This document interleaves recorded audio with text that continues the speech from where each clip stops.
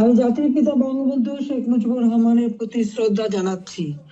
আমি শ্রদ্ধা জানাই জাতীয় 4 নেতার প্রতি, 30 লক্ষ শহীদের প্রতি, 2 লক্ষ মা বোনের প্রতি। আমি আমাদের মুক্তিযোদ্ধাদের জানাই সশ্রদ্ধ সালাম।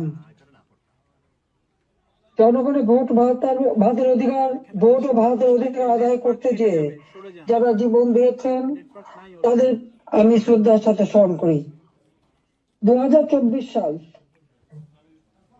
এই সময় যারা আমাদের আওয়ামী লীগের হাজার হাজার নেতা কর্মীকে হত্যা করা হয়েছে, পুলিশকে বাহিনীকে হত্যা করা হয়েছে, সংখ্যালঘুদের হত্যা করা হয়েছে, তাদের বাড়িঘর লুটপাট, মসজিদ, দরবার,